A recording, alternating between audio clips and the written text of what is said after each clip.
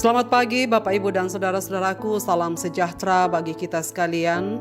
Apa kabar pagi ini? Harapan dan doa saya kita semua sudah bangun dengan sehat, selalu semangat dan bahagia menjalani kehidupan kita. Mari saudaraku, kita membaca Yohanes pasal 3 ayat 25 sampai 30. Semoga Roh Kudus menuntun kita untuk membaca dan mendengarkannya yang melengkapi kita dalam perayaan minggu-minggu Advent tahun ini. Yohanes pasal 3 ayat 25 sampai 30 demikian. Maka timbullah perselisihan di antara murid-murid Yohanes dengan seorang Yahudi tentang penyucian. Lalu mereka datang kepada Yohanes dan berkata kepadanya, "Rabi, orang yang bersama dengan engkau di seberang sungai Yordan, dan yang tentang dia engkau telah memberi kesaksian, dia membaptis juga dan semua orang pergi kepadanya." Jawab Yohanes, "Tidak ada seorang pun yang dapat mengambil sesuatu bagi dirinya kalau tidak dikarunakannya kepadanya dari sorga.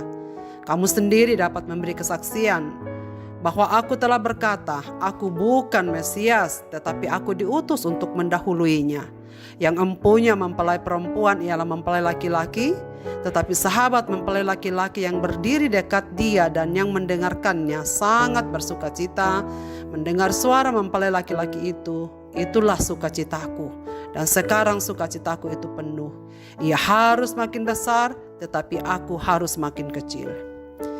Ia makin bercahaya dan aku makin memudar." Saudara-saudaraku, jika boleh jujur, apa yang akan kita rasakan pada saat kita berada pada posisi sedang digantikan untuk mengerjakan sesuatu? Pada saat kita lagi semangat untuk mengerjakan hal itu, tiba-tiba ada orang yang menggantikan kita. Di mana peran itu kita sangat sukai. Tentu rasa yang sulit atau tidak mengenakan. Atau pada saat kita harus berhenti dari tugas yang sedang kita kerjakan. Bagaimana perasaan kita? Tentu bukanlah hal yang menyenangkan untuk berada pada posisi itu. Para murid Yohanes Pembaptis pun sangat tidak menyukai hal itu. Saat Yohanes dan para pengikutnya sedang membaptis di dekat Siloam, Yesus juga mulai membaptis di sekitar Yudea. Was-was guru baru ini akan lebih sukses daripada guru mereka sendiri. Murid-murid Yohanes menyuarakan kekhawatiran mereka kepadanya bahwa semua orang pergi kepada Yesus untuk dibaptis. Ayat 26, lalu mereka datang kepada Yohanes dan berkata, "Rabi, orang yang bersama-sama dengan engkau di seberang sungai Yordan dan tentang dia engkau telah memberi kesaksian, dia juga membaptis dan semua orang pergi kepadanya." Saudara sekalian, dari pernyataan ini mungkin para murid Yohanes sambil mengharapkan reaksi marah atau respons yang kompetitif dari guru mereka. Namun Yohanes justru menunjukkan kepada mereka tentang keindahan paradoks dari Injil. Para muridnya takut akan kejadian yang tak diinginkan, tetapi Yohanes justru mengingatkan mereka tentang yang telah ia katakan selama ini. "Aku bukan Mesias, tetapi aku diutus untuk mendahuluinya." Bahkan setelah mendengar berita kesuksesan Yesus, ia sangat bersukacita dan ia mengatakan, "Sukacitaku penuh."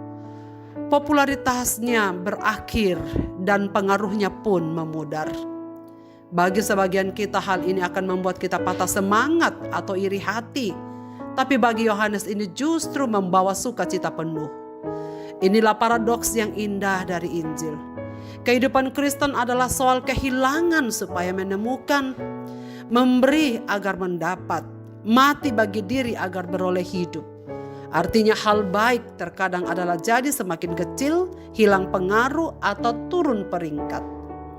Yohanes mengatakan bahwa ia harus makin besar, tetapi aku harus makin kecil. Pada masa yang penuh kesibukan ini, lebih banyak hal yang harus dilakukan dan dibeli, serta lebih banyak orang yang harus ditemui. Mungkin Anda sedang berada di masa penurunan. Anda mungkin kehilangan orang terkasih atau jadwal mungkin lebih kosong setelah orang lain menggantikan posisi itu. Bahkan suatu waktu Anda akan kehilangan pekerjaan dan digantikan oleh orang lain.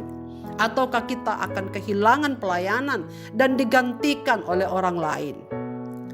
Mungkin sekali murid-murid yang pernah kita didik.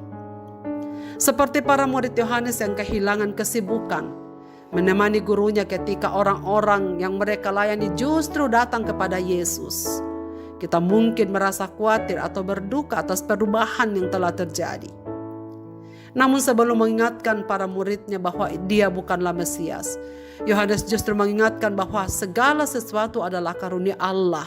Lihat, Yohanes memandang tugasnya dengan tepat. Ia tidak menganggap dirinya terlalu tinggi, seolah-olah ia adalah Kristus, namun ia juga tahu bahwa ia memiliki nilai dan tujuan dalam rencana Tuhan. Pada Yohanes 1, penulis mengingatkan pembacanya bahwa Yohanes bukanlah terang itu, tetapi ia harus memberi kesaksian tentang terang itu. Ayat 8, Kristus adalah terang yang sesungguhnya. Ayat 9, Yohanes tahu bahwa perannya penting, tetapi itu bukanlah yang terpenting. Saudara-saudaraku, selama masa Advent ini kita dapat menerima kenyataan bahwa kesuksesan yang kita peroleh bukan karena hasil dari usaha kita sendiri, melainkan kebaikan dari surga yang sebenarnya tidak layak kita terima, yang dicurahkannya ke dalam hidup kita. Kita dapat berserah pada apa yang Tuhan miliki untuk kita, yang Tuhan percayakan sementara waktu kita kerjakan, baik yang ia berikan atau yang ia ambil. Karena hidup kita bukan milik kita sendiri, melainkan milik Tuhan. Dan apa yang ia percayakan sementara waktu dalam hidup kita. Tidak peduli dimanapun kita berada dalam hidup ini, kita dapat dengan rendah hati mempercayai rencana dari Sang Terang Sejati dan menjadi saksi kemasyuriannya. Jika kita melihat keberhasilan orang lain, dapatkah kita mengucap syukur? Ada banyak orang yang iri melihat keberhasilan orang lain dan menganggapnya sebagai saingan. Bahkan parahnya lagi akan mencari titik lemahnya. Dalam minggu Advent ini mari kita belajar tentang sifat dan karakter Yohanes, bahwa dia hanyalah alat, sarana, dan Yesuslah pusat pelayanannya. Karena ia sadar dirinya hanyalah saksi dan pelayan, maka ia sama sekali tak memiliki kecemasan saat ia sudah tidak dilirik orang, tetapi datang pada Juru Selamat.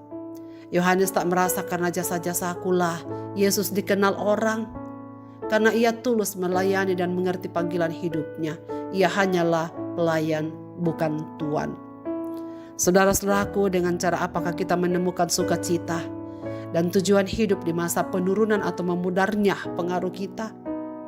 Bagaimana kita melihat orang-orang yang pernah kita layani atau junior kita lebih maju? Jika semua ada masanya, saat pengaruh kita mulai memudar, dapatkah kita menyadari bahwa semua karunia dan kesuksesan kita berasal dari Tuhan? Bagaimana ingatan akan hal ini membentuk perspektif kita selama masa Advent ini dan mendorong kita untuk mempercayai segala rencananya dengan rendah hati walau kita makin memudar? Marilah kita berdoa. Bapa di sorga, kami mengucap syukur untuk firman-Mu pada pagi ini, mengingatkan kami bahwa sesungguhnya segala sesuatu ada waktunya, dan semua itu adalah anugerah dan karunia kepercayaan Tuhan pada kami untuk kami lakukan, kami kerjakan, dan kami layani. Kiranya Tuhan menganugerahkan kepada kami hati yang seperti Yohanes, yang dengan tulus hati dan rendah hati melayani, memfokuskan segala pelayanannya tertuju kepada Yesus Kristus, bukan popularitas diri. Kiranya kemuliaan Kristus terus nyata dalam pelayanan kami, pekerjaan dan aktivitas hidup kami, dan bukan diri kami yang nampak atau yang nyata. Ya Tuhan, kami berdoa supaya kami semua dapat melayani Engkau dengan setulus-tulus hati kami, supaya Engkau yang nampak dan nyata di dalam hidup ini, Engkau yang makin dikenal orang, Engkau yang makin diterima orang, Engkau yang makin disanjung dan dipuja orang, bukan diri kami. Ya Bapa di sorga, hamba-Mu berdoa untuk segenap pendengar renungan pagi hari ini. Semoga kami semua dikuatkan dan diteguhkan, agar dalam segala keadaan, bahkan pada saat kami sudah mulai memudar sekalipun, kami belajar mengucap syukur untuk segala hal-hal baik yang kami saksikan dalam hidup kami. Kiranya Tuhan menjauhkan kami dari keiri hatian. Jauhkan kami dari segala yang ingin mencari titik lemah dari pelayanan-pelayanan orang lain di sekitar kami. Dan kiranya firman-Mu ini Tuhan menjadi bagian hidup kami menantikan kedatangan-Mu yang kedua kali. Agar Engkau semakin dikenal orang, Engkau semakin dipuja dan disanjung tinggi oleh semua manusia di muka bumi ini. Ke dalam tangan kasih-Mu Bapa kami serahkan kehidupan kami sepanjang hari ini, apapun persoalan yang kami hadapi. Kiranya Tuhan yang semakin nyata di dalam kehidupan ini. Di dalam dan demi nama Yesus Kristus Tuhan dan Juru Selamat kami berdoa. Amin. Selamat beraktivitas Bapak Ibu dan saudara-saudaraku. Tuhan Yesus memberkati kita sekalian.